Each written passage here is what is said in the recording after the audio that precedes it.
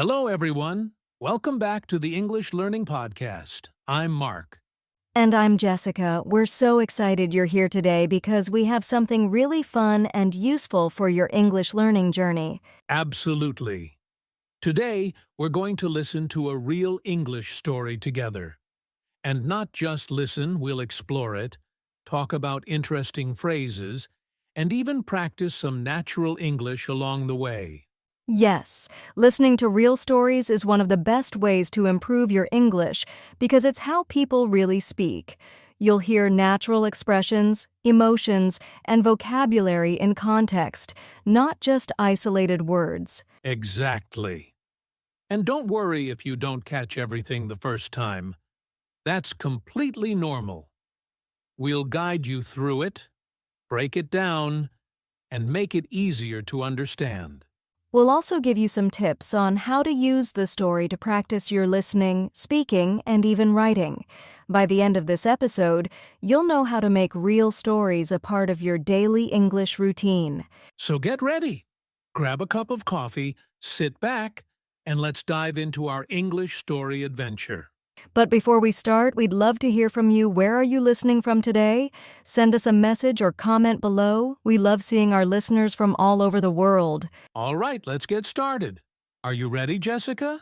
Always. Let's jump into our first story. So, Jessica, before we dive into the story itself, let's talk about why listening to real stories is so important for learning English. Yes, many learners focus only on textbooks or structured lessons.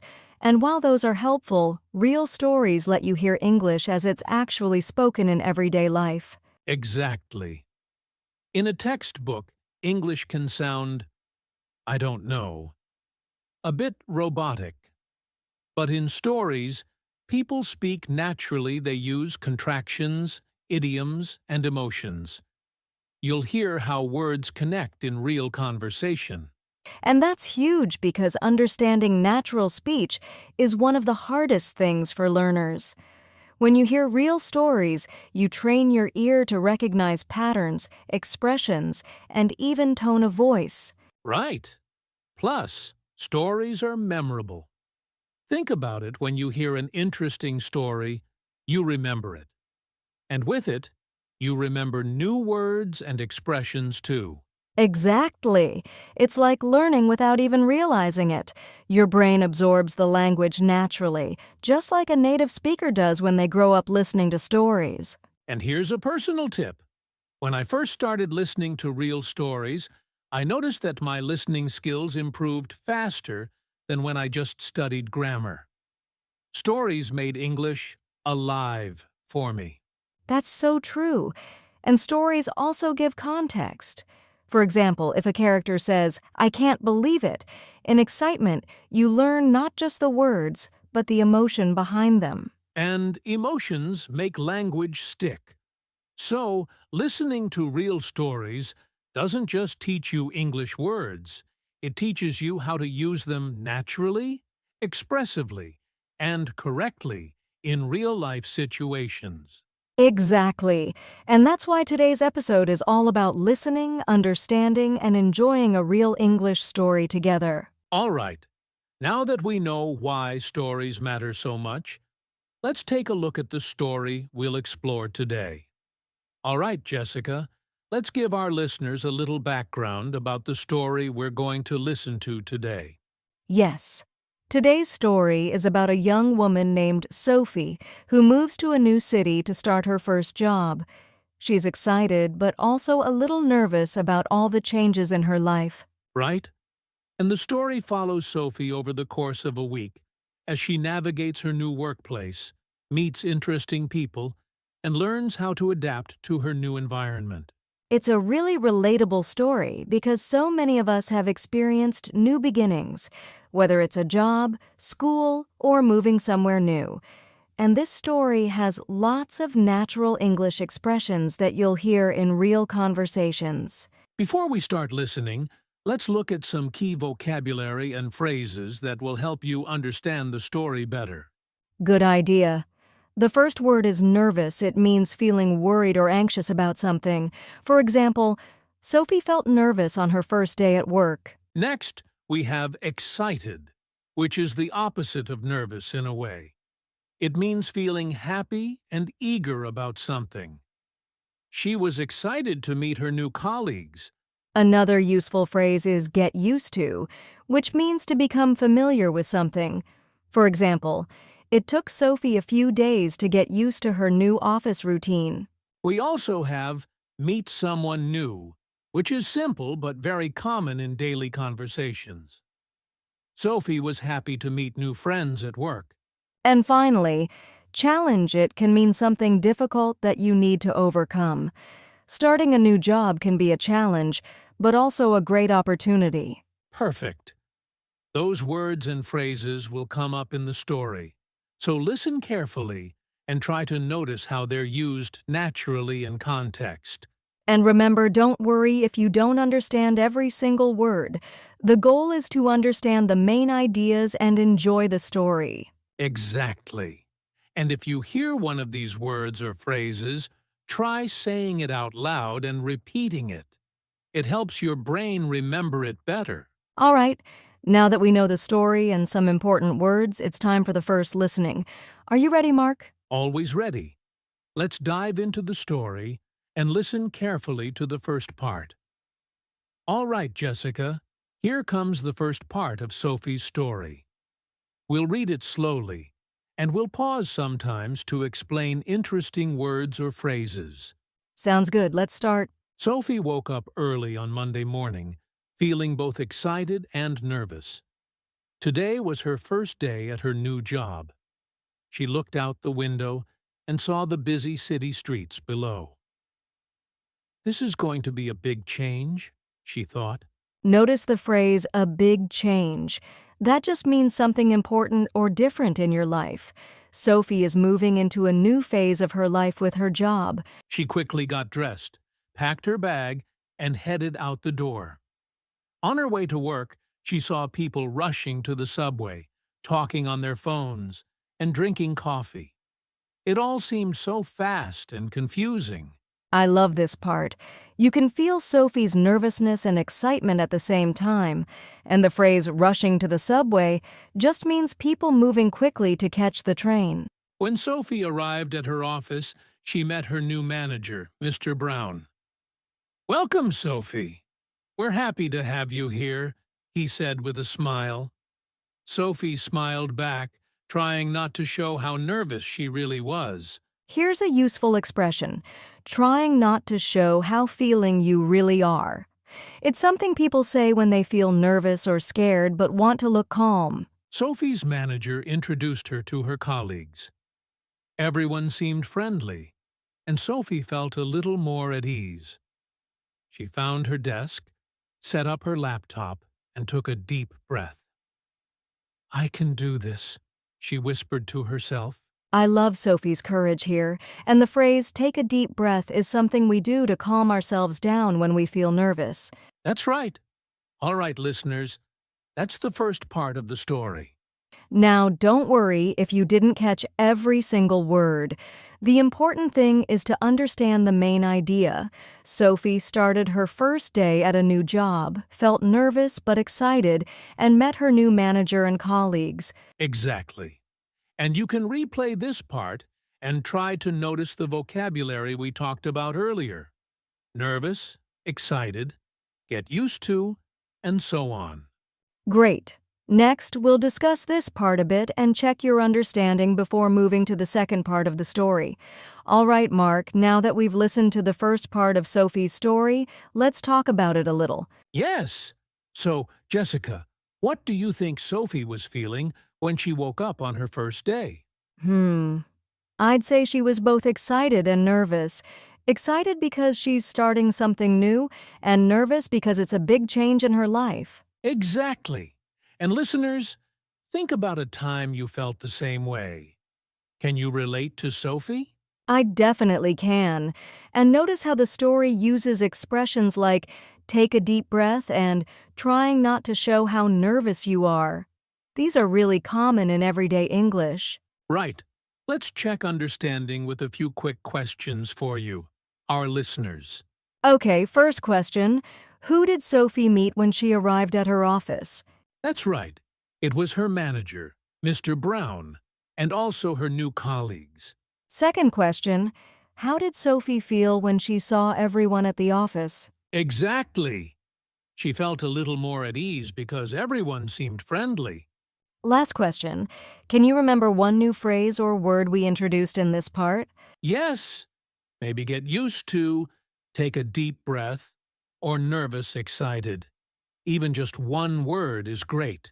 And remember, listeners, the goal isn't to understand every single word. It's to catch the main ideas, the feelings, and some useful phrases. Exactly. And if you can, try repeating one of the phrases out loud right now. It really helps your brain remember it. Perfect. Once you feel confident, we'll move on to the next part of the story. Are you ready, Mark? Always. Let's continue with story part 2. And this time we'll listen at normal speed to catch more natural expressions. All right, Jessica. Now it's time for the second part of Sophie's story. This time, we'll listen at normal speed so you can get used to how English sounds in real conversation. Yes. Listen carefully and don't worry if you don't understand every word. Just focus on the main ideas and how people naturally speak. After meeting her colleagues, Sophie began her first tasks. She answered emails, organized files, and learned how the office computer system worked. It was a lot to take in, but she tried her best. Notice the phrase, a lot to take in. That means there's a lot of information or things to learn at once. Around mid-morning, Sophie was asked to attend her first team meeting. Everyone introduced themselves, shared their projects, and discussed their plans for the week. Sophie listened carefully, taking notes so she wouldn't forget anything. This is a great example of taking notes, which means writing important information so you can remember it later. During the meeting, Sophie heard some phrases she didn't understand. She felt a little confused, but smiled and nodded politely. After the meeting, one of her colleagues, Emma, came over and said, "Don't worry, you'll get used to it soon. We're here to help." Here's that phrase we learned before, get used to. Sophie will slowly become comfortable with her new job. And notice how friendly Emma is.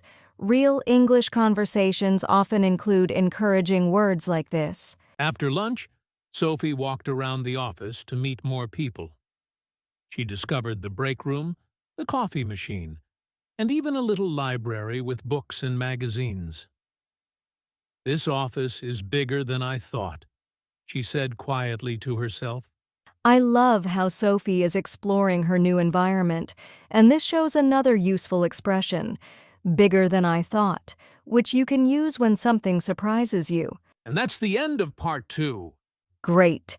Now, listeners, this part introduced a few more natural expressions and connected speech. Don't worry if you didn't catch everything. Just focus on the main ideas. Sophie handled her first tasks, attended her first meeting, and began getting familiar with the office. Exactly. And if you want, replay this part and try to imitate the natural speed and intonation. It's a great listening and speaking exercise. Perfect. Next, we'll do a mini listening challenge where we test your attention to details from the story. All right, Jessica. Now it's time for a mini listening challenge. This is where our listeners get to test how much they remember from the story so far. Yes, don't worry, it's fun and interactive.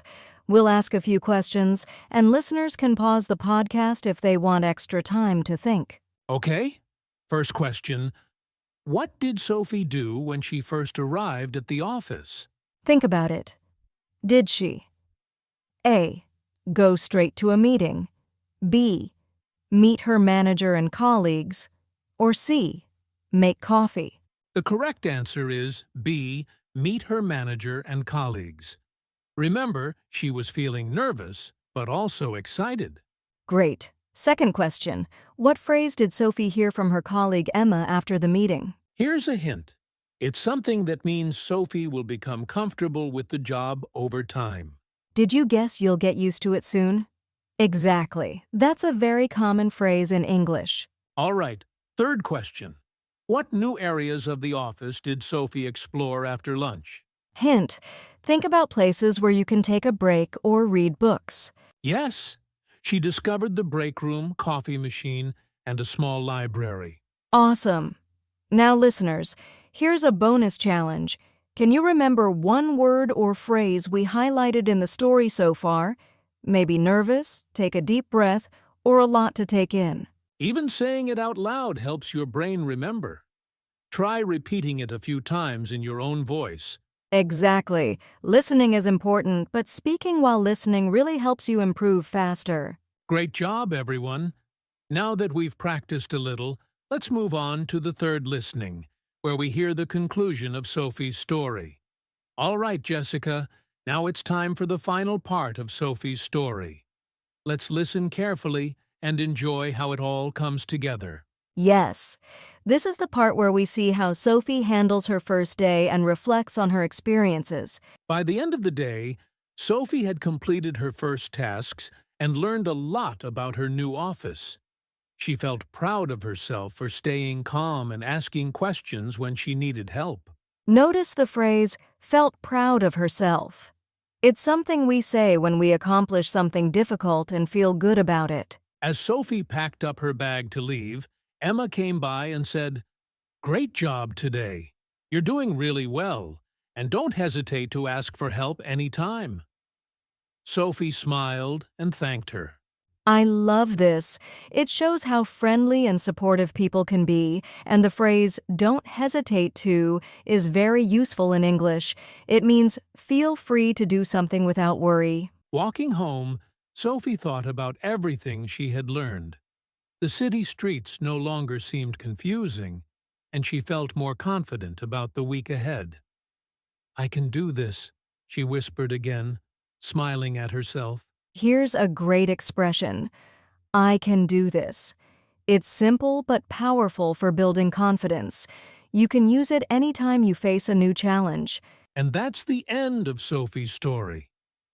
She started her first day nervous, but by the end, she felt more comfortable and confident. Listeners, don't worry if you didn't understand every single word. The main points are, Sophie handled her first day well, she asked for help, and she felt proud and confident at the end. Exactly. And now, it's a good time to reflect on what we've learned from the story and how to use it in your English practice.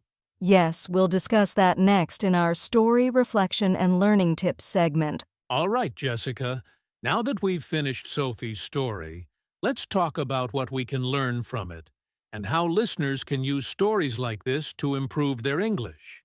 Yes. First, listening to real stories helps you hear natural English expressions. Words like get used to, take a deep breath, and don't hesitate to are much easier to remember when you hear them in context. Exactly. And another tip, try shadowing. That means repeating what the characters say in the story, imitating their speed, intonation, and emotion. It helps with both listening and speaking. Right. And don't forget about writing summaries. After listening, try to write a few sentences about what happened in your own words. It reinforces vocabulary and helps you remember the story. Also, pay attention to emotions and tone. Sophie's nervousness, excitement, and pride are all expressed through the words and phrasing. Mimicking that in your practice makes your English sound more natural. And here's a tip for beginners. If the story feels too fast, listen in parts. You can listen once slowly, then again at normal speed, just like we did today. Perfect.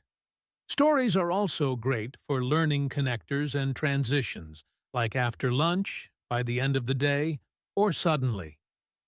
These words help your English sound fluent and coherent.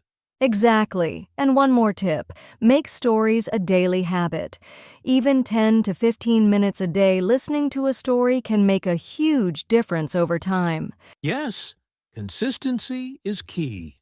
And remember, it's not about understanding every word, it's about catching the main ideas, phrases, and feelings. Absolutely. So, listeners, think about how you can use Sophie's story in your daily practice. Listen, repeat, write, and enjoy learning English naturally. Great!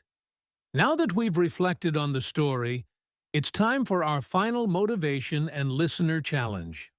All right, Jessica, before we wrap up, let's give our listeners a little motivation and a fun challenge. Yes, learning English can feel tricky sometimes, but remember every small step counts. Listening to stories like Sophie's will gradually improve your comprehension, vocabulary, and confidence. Exactly. And here's the challenge for today. Pick one story like Sophie's and listen to it again tomorrow. This time, try to repeat the key phrases out loud and summarize the story in your own words. That's a great tip. And if you want an extra step, write down 3 to 5 new phrases or words from the story and try to use them in your own sentences. Yes, consistency is the secret. A little practice every day will make a huge difference in just a few weeks. And remember, it's okay if you don't understand everything at first. What matters is that you keep listening, speaking, and enjoying the process. Absolutely. So, listeners, your challenge is simple. Listen, repeat, write, and practice daily. By next week, you'll notice a real improvement in your listening and speaking skills. You've got this! Keep going and don't forget to enjoy the journey. English is fun, especially when you learn through stories. That's right. All right, Jessica, shall we wrap up? Yes, let's finish today's episode with our usual goodbye. All right, Jessica, that's a wrap for today's episode. Yes. We listened to Sophie's story, learned some useful phrases, practiced comprehension, and gave our listeners a challenge for the week. Exactly. Remember, listeners, the key is to listen, repeat, and enjoy the process. English is much easier when you make it a daily habit through stories and real conversations. And don't forget to share your progress with us. Send a message or comment about which story you listened to and which phrases you're practicing. We love hearing from our listeners all around the world. Thank you so much for joining us today. Keep practicing, stay motivated, and we'll be back with another episode full of English learning tips and stories. Until next time, happy listening and keep improving your English. Goodbye.